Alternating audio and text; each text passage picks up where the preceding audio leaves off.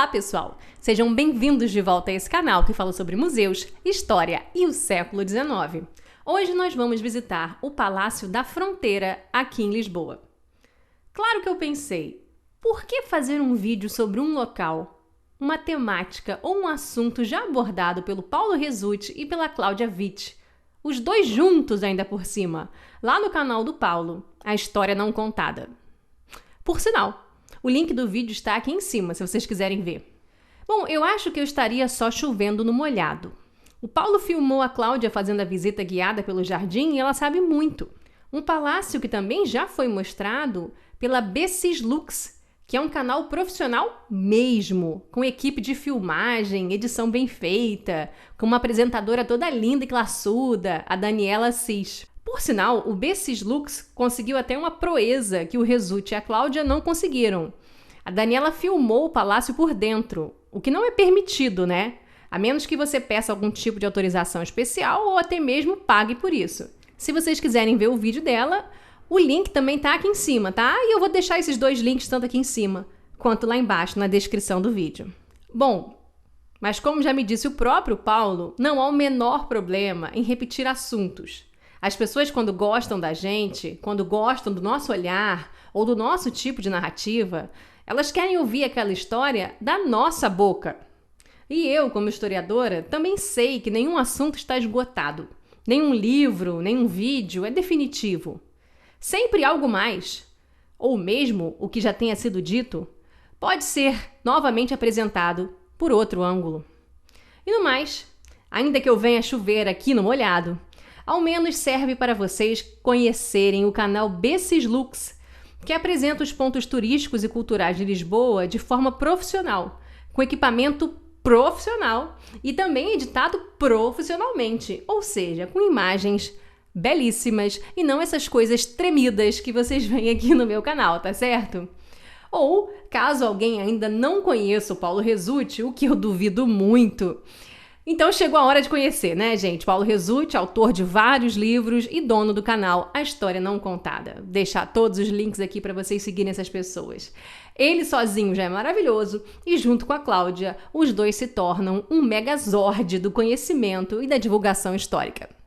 Bom, dada esta longa introdução, bora começar o vídeo? Vocês querem ver o Palácio da Fronteira junto comigo? Vamos lá!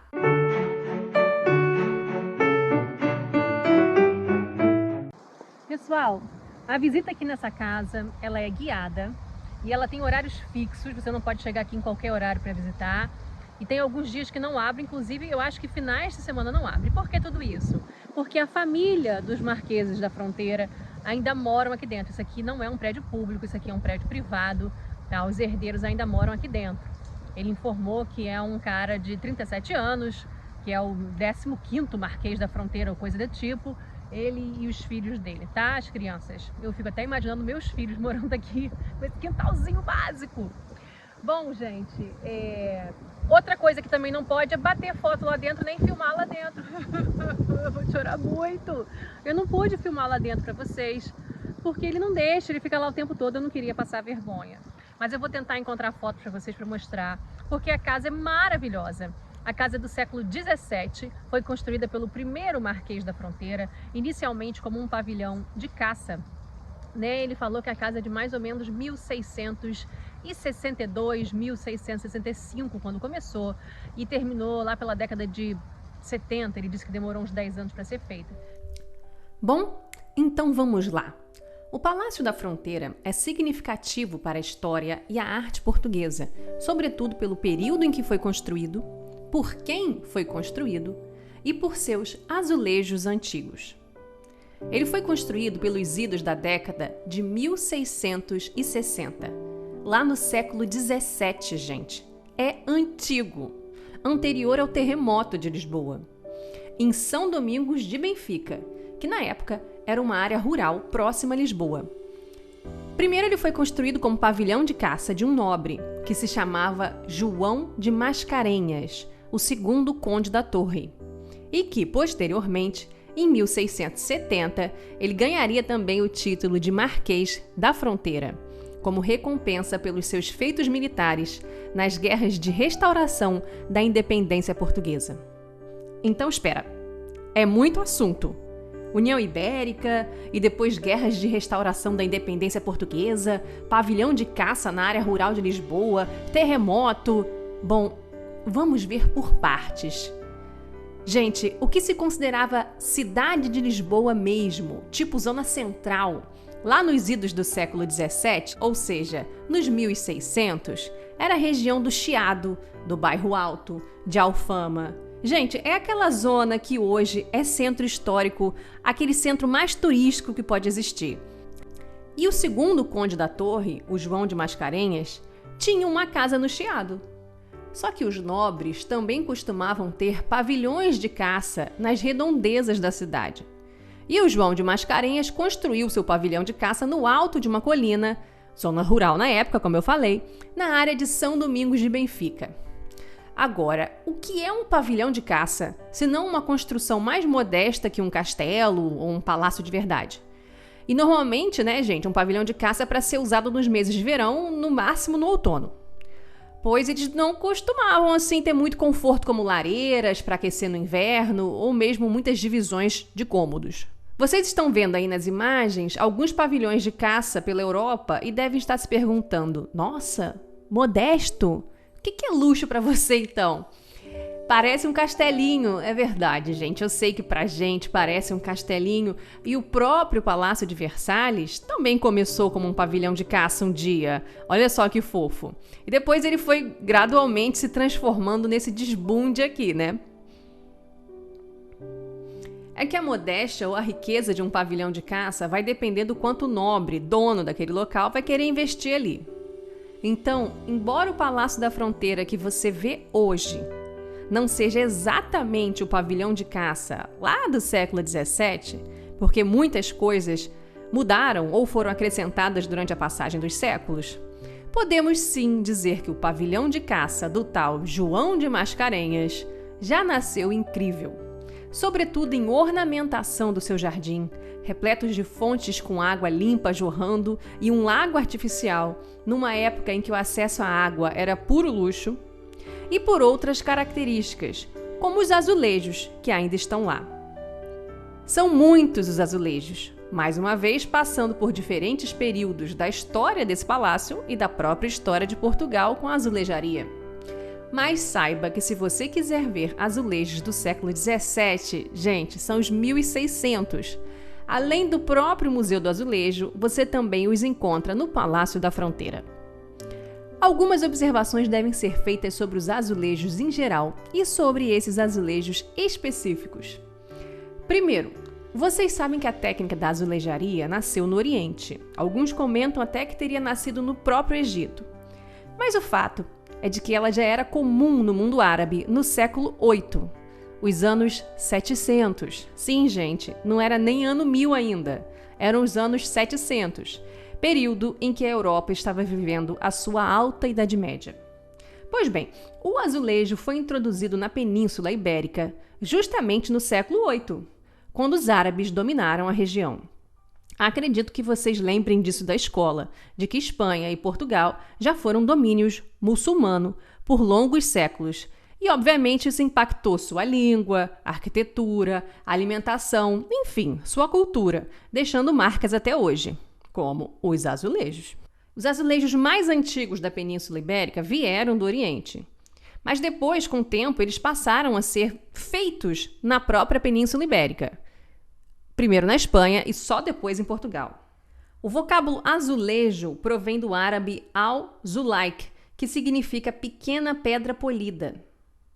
Muito da história do azulejo em Portugal vocês podem aprender no Museu do Azulejo, que existe aqui em Lisboa. Aconselho demais. Mas se vocês quiserem também ver algumas dessas características ao vivo lá no Palácio da Fronteira, eu vou dar só aqui algumas dicas para vocês.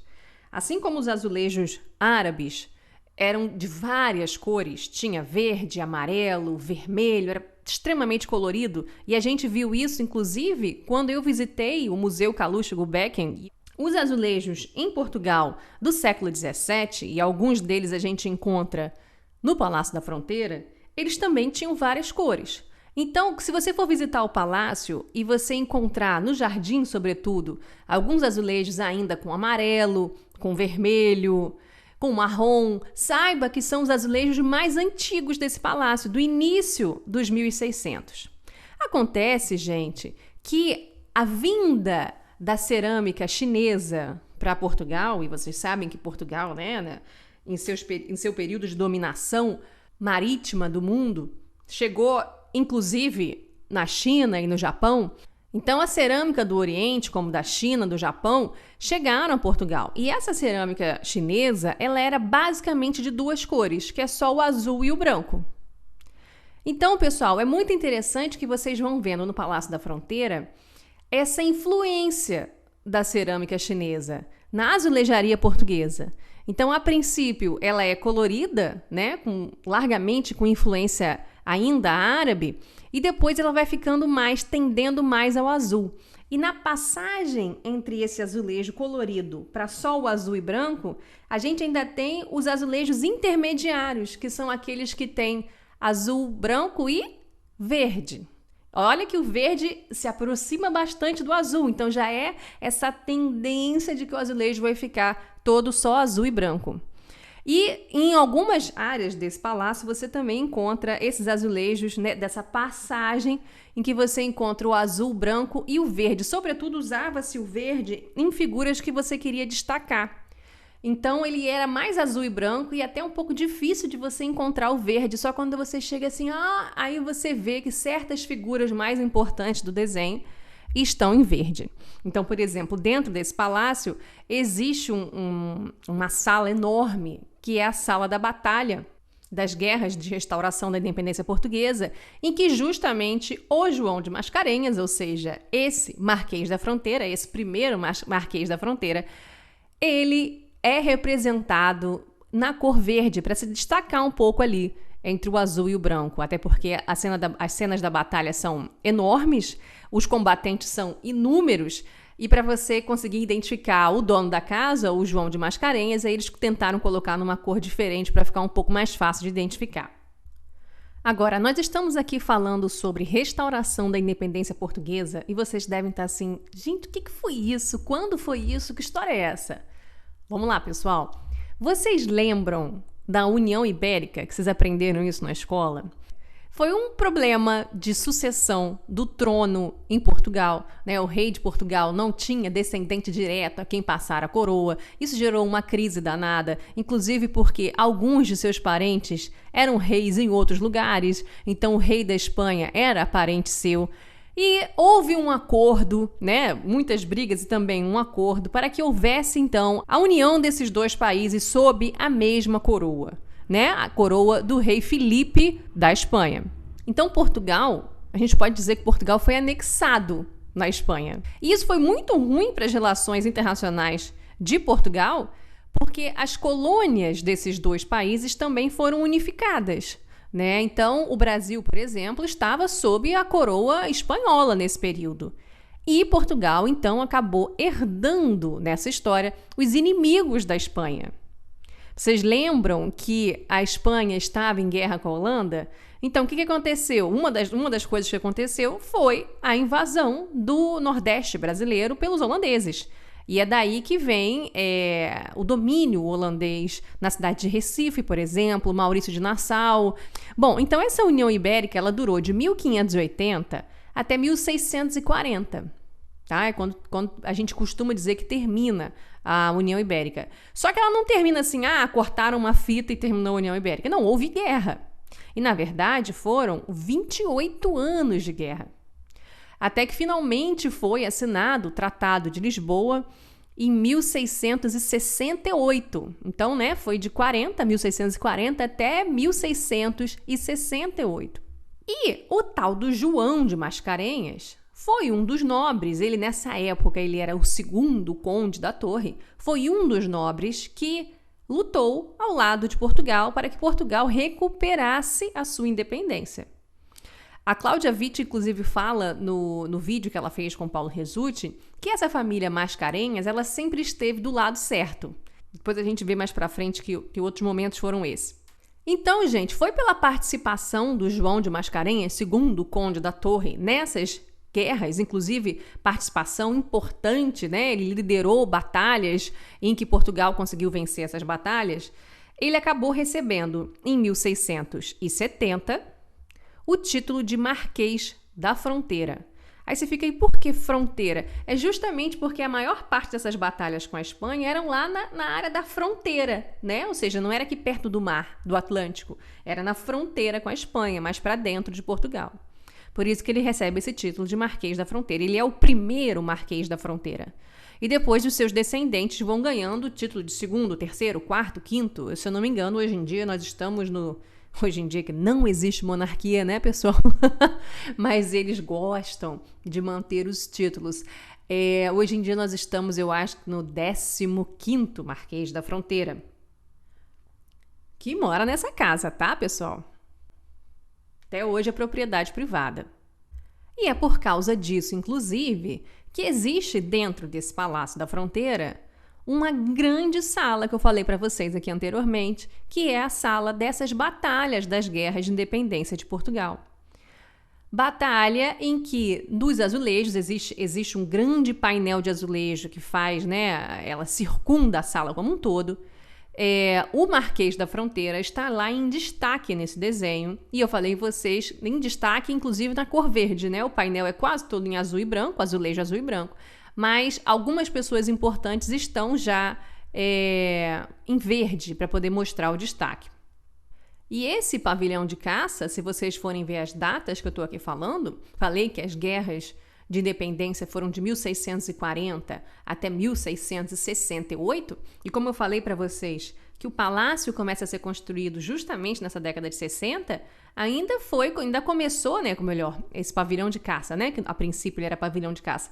Esse pavilhão de caça, ele a princípio começou a ser construído quando Portugal ainda estava lá nas suas últimas batalhas com a Espanha, tá?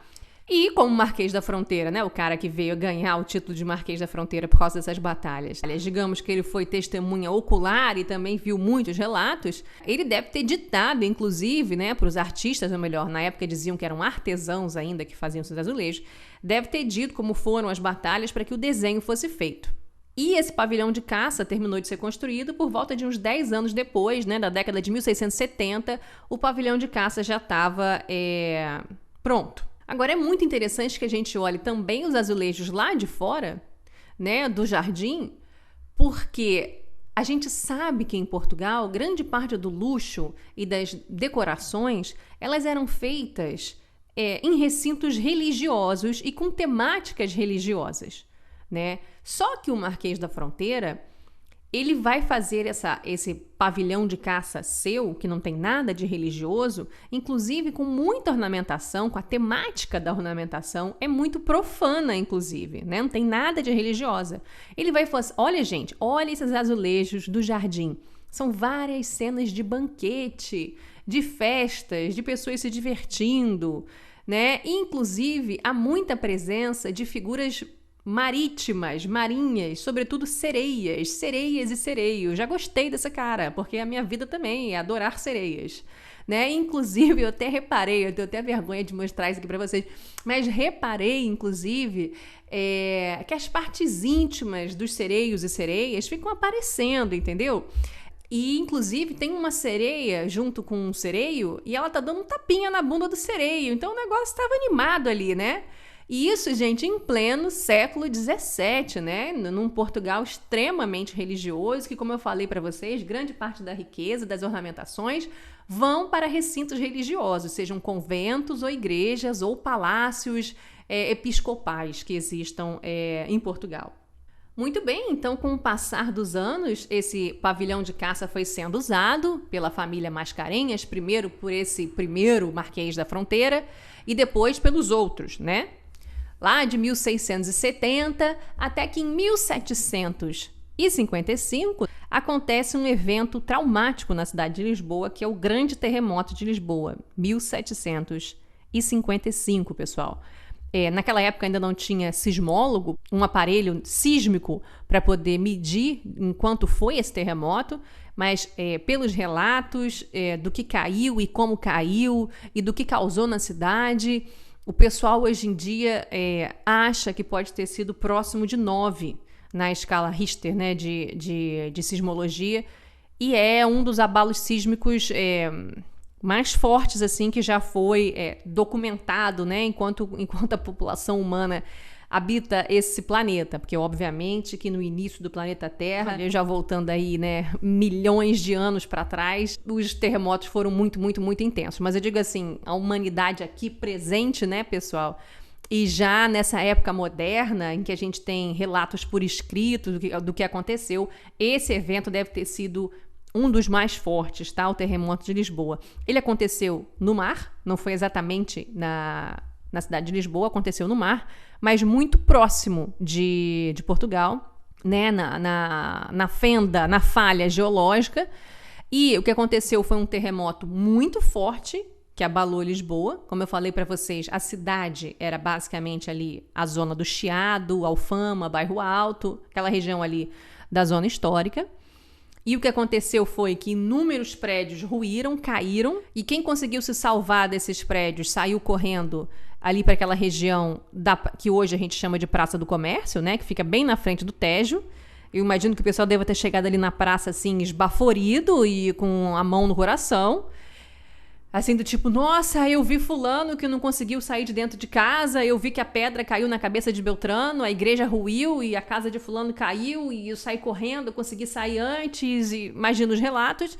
Enquanto eles, minutos depois desses relatos, enquanto eles estão ali na Praça do Comércio, que fica ali na beira do Tejo, eis que vem pelo Tejo uma tsunami. Por quê? Porque o terremoto foi no mar. Então, a água do Tejo recuou muito. O pessoal naquela época não sabia direito o que isso significava. Hoje em dia, se vocês virem uma água recuando muito de forma rápida, saiam correndo para algum lugar alto. Mas naquela época o pessoal não sabia, né?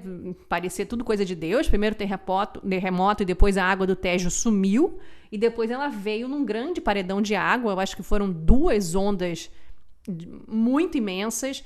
Então, quem conseguiu se salvar primeiro do terremoto que quebrou as casas e igrejas e tudo mais, acabou morrendo afogado ali na Praça do Comércio ou nas ruas em que a água foi entrando. Já começava também alguns focos de incêndio na cidade, mesmo por onde a água passou, mas também em outras regiões onde a água não passou. Por quê? Porque as igrejas tinham velas, até porque não existia luz elétrica, tudo era vela. As casas tinham velas, os palácios tinham vela, não importa. E quem tivesse com vela acesa naquele momento, com o terremoto, a vela caiu no chão e pegou fogo na roupa de cama, na cortina, na toalha de prato, no chão de madeira, seja lá onde é que foi, né? Foi pegando fogo. E também não tinha corpo de bombeiro, né, para poder apagar um incêndio na cidade toda. Os focos de incêndio eram vários, eles passaram uma semana queimando.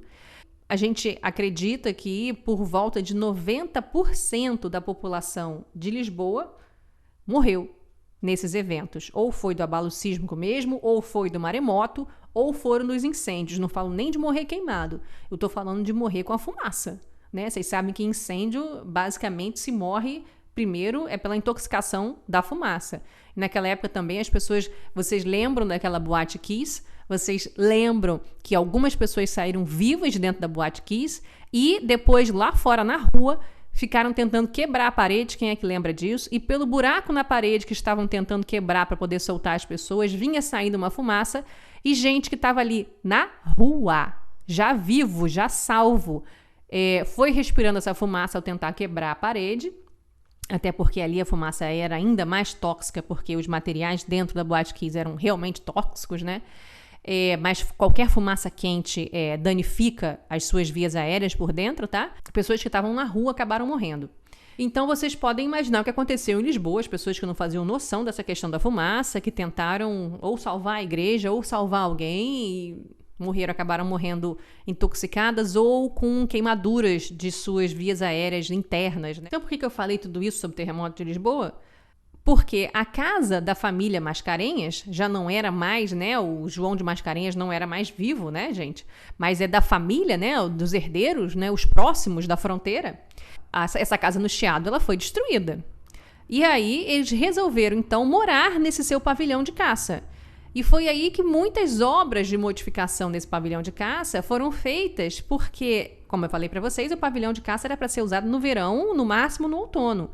Porque não tem como morar ali sem lareira. O pé direito daquela construção é muito alto também, fica muito frio. Ela é ótima no verão, tá aquele calor absurdo lá fora e dentro de casa tá ótimo, mas no inverno aquilo dali era impossível de morar. Então eles fizeram uma ala ao lado, né? Que eu vou mostrar aqui na imagem para vocês qual é. Tá conexa no palácio hoje em dia, faz parte do conjunto. E ali eles fizeram lareiras, né? Salas com lareiras, ambientes com lareiras, quartos com lareiras.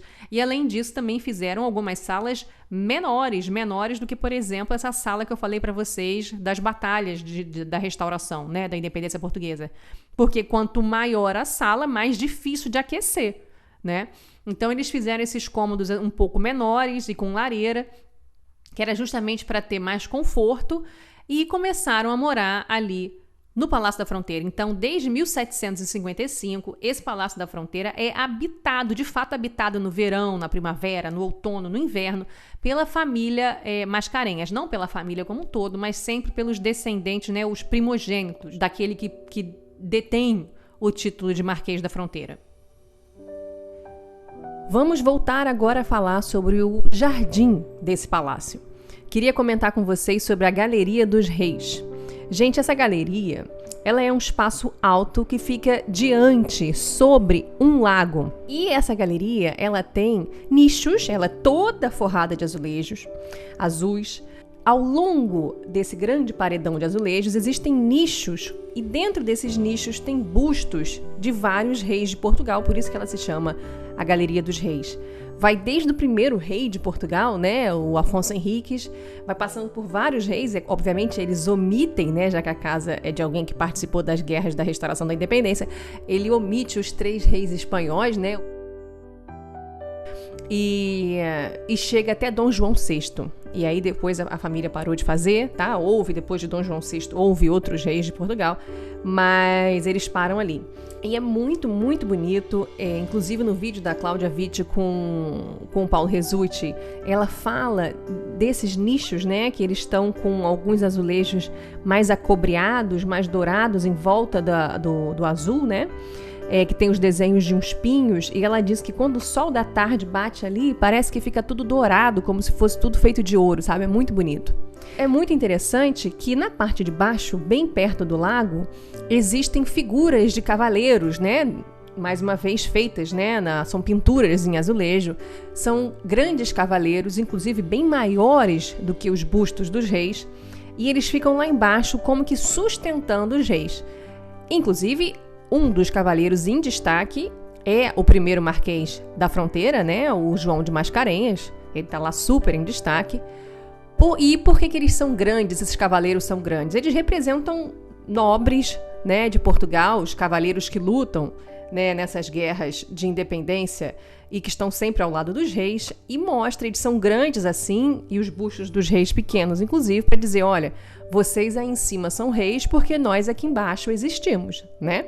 Nós aqui embaixo que garantimos muito da situação para que vocês sejam reis. Além disso, existe uma outra coisa muito interessante nessa Galeria dos Reis, é que lá no centro existe uma figura feminina, uma estátua que está lá em cima, uma estátua feminina que representa a ocasião, a oportunidade, né? A estátua da oportunidade. E ela é muito significativa porque ela vem correndo, e você percebe que ela vem correndo pelo formato do corpo em que está a estátua, né? E além disso, ela tem asas nos pés, ou seja, quem tem asas nos pés é que está vindo correndo. E ela também tem o cabelo todo jogado para frente, como se fosse um vento que estivesse batendo atrás dela e jogando o cabelo dela todo para frente.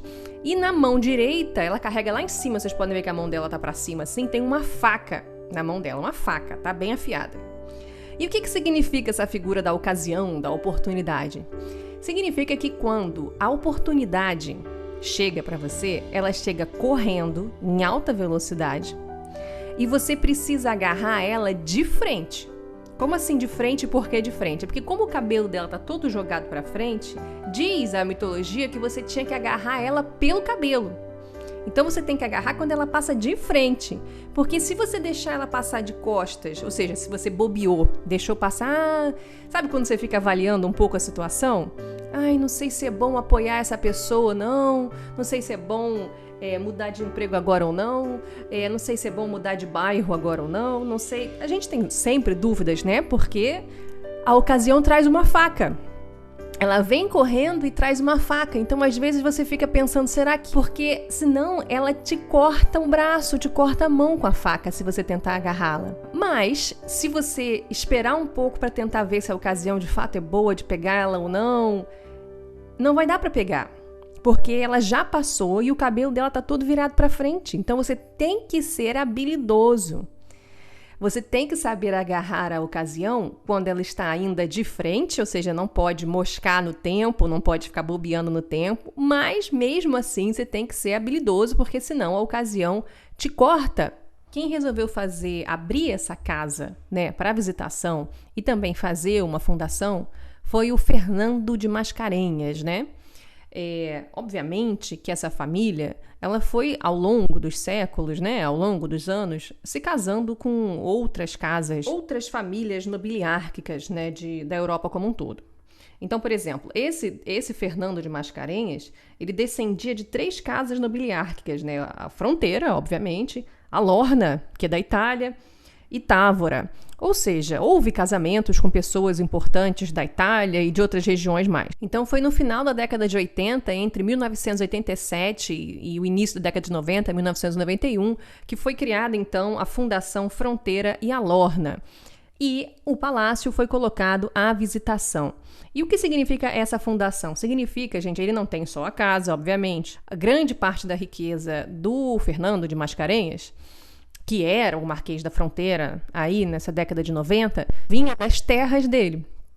São terras aqui em Portugal, né? E é um país pequeno, e você ter grandes posses de terra significa que você realmente é muito rico. Então, as rendas dessa terra, né? Dessas grandes terras, todo o negócio dele foi colocado dentro da fundação. E é o dinheiro dessa fundação que mantém a casa, tá certo? É o bilhete que é cobrado de vocês para entrar no Palácio da Fronteira, que é um bilhete caro, né? Quando você junta a visitação do jardim mais a visitação da casa, né, do palácio, é um bilhete de mais de 10 euros. Se eu não me engano, tem em volta de 12 ou 13 euros. Para quem vem do Brasil e tem que multiplicar isso por 5, por 6, fica um pouco caro, né? Sobretudo se for mais de uma pessoa querendo visitar, se for uma família com 2, 3 querendo visitar. Mas, mesmo assim, eu devo dizer para vocês que o dinheiro da bilheteria e os livros que eles vendem na bilheteria, seja lá o que for, não conseguiria manter essa casa. Além disso, gente, eles alugam o espaço, eles alugam o jardim para eventos, né? Então, festas, casamentos, que eu adoro casamentos, e eles também devem arrecadar algum dinheiro alto com isso, que não deve ser barato casar ali, né? Então, eu vou trazer até algumas fotos aqui de casamentos que eu achei na internet, ali dentro do Palácio da Fronteira. Lindíssimo, quem dera eu. Achei lindo. Até porque eu gosto de azul e fica um casamento com fundo azul. E eu também queria dizer para vocês que a casa não é um museu. A família continua morando lá dentro, né? Esse Fernando, ele morreu em 2014 e ele não tinha filhos, então ele recorreu a um sobrinho dele. E esse sobrinho hoje é o tal Marquês da Fronteira, acho que é o 15º, 14º, 13º, eu não sei, mas ele é o novo Marquês da Fronteira, e esse sobrinho é novo, ele tem 37 anos de idade, né? Tem filhos pequenos e eles moram na casa. E é por essa razão, inclusive, que a casa tem, né, o Palácio da Fronteira tem dias específicos para ser visitado e horários específicos para ser visitado, porque uma família mora ali dentro, né? Então, aconselho até que vocês olhem na internet com cuidado na hora de visitar. Então, tem até um texto que o Fernando de Mascarenhas, esse tal que morreu em 2014, né? Um texto que ele escreveu sobre o fato dele ter aberto a casa à visitação, né? E como ele imaginava. Quando tomei a decisão de criar a fundação e abrir a casa ao público, uma coisa se me mostrou clara logo de início. Queria que a casa fosse vista como aquilo que é, uma casa habitada. E rejeitei imediatamente a possibilidade de pôr fitas nas cadeiras para as pessoas não se sentarem nelas. de pôr cordões às entradas das salas para as pessoas poderem ver as salas sem poderem fazer mais do que assomar a porta, de pôr cordões à volta dos tapetes, etc. Queria e quero que as pessoas usufruam da casa como uma casa, na medida em que é possível. Embora compreenda perfeitamente o seu valor em termos de conservação de patrimônio, tenho uma certa dificuldade em aceitar como forma de vivência as escolhas de certas pessoas. Por exemplo, o Sr. Kalush Gulbenkian tinha tapetes preciosos em casa apenas para olhar para eles, pois nunca os pisava, contornava-os para não os danificar. Pôs-se-me também o problema de conciliar as visitas à casa com a preservação da intimidade de seus habitantes. Nos primeiros anos, o horário era mais reduzido, mas também mais variado, e surgiram alguns problemas. Nesse tempo, usávamos uma salinha separada da zona visitável apenas por porta de vidrinhos e procurávamos proteger-nos através de uma semi-obscuridade. No entanto, havia vários visitantes que encostavam a cara e as mãos nos ditos vidrinhos para poderem ver os donos da casa a ver televisão. Perante isso, tomei duas medidas. Por um lado, limitei o horário das visitas à casa à manhã, com exceção dos grupos que fazem reservas prévias. E, por outro, abandonamos a referida salinha da televisão aos turistas e refugiamo-nos na zona do século XVIII e no segundo piso, que abrange apenas uma parte da casa. Outra característica muito interessante desse palácio é a técnica do embrechamento. Olha que nome estranho. A técnica do embrechamento que tem em algumas áreas do jardim. E o que é esse embrechamento? Gente, é um tipo de ornamentação que você faz com cacos. Sejam cacos de porcelana, né? Pode ser de louça, ou então até mesmo conchas, né? Conchinhas do mar. Isso é uma técnica que existia na Itália desde a época do Renascimento. E a primeira vez que eu vi e fiquei bastante impactada foi em Munique, né? Munique, ali no sul da Alemanha. E isso me lembra muito o Jardim das Princesas, que tinha, ou melhor, tem ainda, né? Lá no Palácio de São Cristóvão, no Rio de Janeiro, onde morou Dom Pedro II, a Imperatriz Teresa Cristina, a Princesa Isabel e a irmã dela, a Princesa Leopoldina. Inclusive, é conhecido que esse Jardim das Princesas leva o nome de Jardim das Princesas porque a Imperatriz, junto com as meninas, ou seja, junto com as suas duas filhas, Isabel e Leopoldina, elas foram ornamentando esse jardim, elas mesmas iam colando, né, as conchinhas e as louças por essa técnica do embrechamento. É claro que o embrechamento, quando ele vai ficando largado, sem cuidado, velho, ele fica um pouco feio. E vocês sabem, né, o quanto o patrimônio brasileiro, o patrimônio histórico e cultural brasileiro sofre, né, de falta de verba, de falta de cuidado, de falta de tudo. Então, houve um tempo em que eu olhava para o Jardim das Princesas lá no Rio de Janeiro, né, em São Cristóvão, e eu ficava, nossa, que lugar feio. Mas hoje eu sei a intenção que elas tiveram ao fazer essa técnica do embrechamento, como era para ter ficado, como ficou na época e como era para ser até hoje em dia, né, e não está. Mas agora na restauração do palácio, eu acho que eles estão restaurando o Jardim das Princesas também. E aqui no Palácio da Fronteira, isso também foi feito. Há até uma lenda, né, de que a louça, eles também usam conchinhas do mar, mas a louça que também foi usada junto com as conchinhas, há uma lenda do que o primeiro Marquês da Fronteira teria recebido um rei no seu palácio, e na louça, né, no jogo de jantar que foi usado para receber o rei, para que ninguém mais comesse na louça que esse rei comeu, e também para impressionar qualquer pessoa que viesse a visitar os jardins desse palácio, ele mandou quebrar o jogo de jantar inteiro e usou, né, para ornamentar algumas áreas desse jardim. Então todo mundo que visitasse e visse aquela louça saberia, essa louça foi usada por um rei já esteve aqui e saberia da importância, né, desse Marquês da Fronteira. A maior probabilidade não é essa, até porque essa era uma técnica que não era usada só na casa do Marquês da Fronteira, como eu falei para vocês, era uma técnica comum aqui na Europa, né? É de que era muito comum que os navios que vinham da China, né, a louça chinesa que eu falei para vocês que era muito comum, os navios que vinham da China trazendo, né, jogos de jantar, trazendo vasos, toda a porcelana que vocês puderem imaginar, de que parte dessa porcelana, né, dessa louça, quebrasse, né, com a bateção de ondas no mar. E as que eram quebradas, elas eram vendidas a baixo preço, porque estão quebradas, né, E as pessoas costumavam usar, né, os nobres que tinham palácios e jardins para ornamentar, compravam essa louça a mais baixo preço para ornamentar, tá? Com a técnica do embrechamento. Conchas e por vezes cacos de louça. E os azulejos pintados. Coisa mais linda.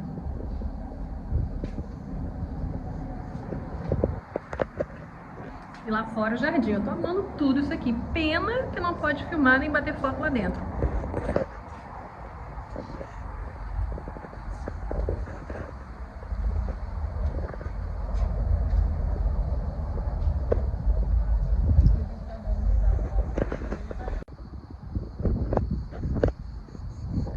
Gente, eu tenho que vir aqui com o vestido que a Tupá fez pra mim, do século XVIII, do traje Brasília, pra poder arrasar nesse jardim. Será que eles deixam? Eu não ia arrasar nesses azulejos? Ainda por cima porque ele é azul.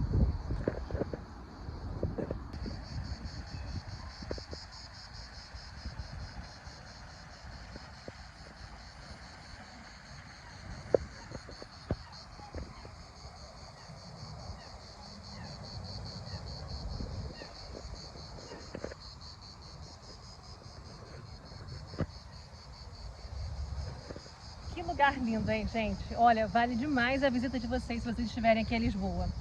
Então, gente, eu vou me despedindo por aqui. Beijo para todos vocês. Deixem o like no vídeo, se inscrevam no canal e apertem o sininho, que vocês logo, logo verão mais do Poética de Museus, aqui de Lisboa.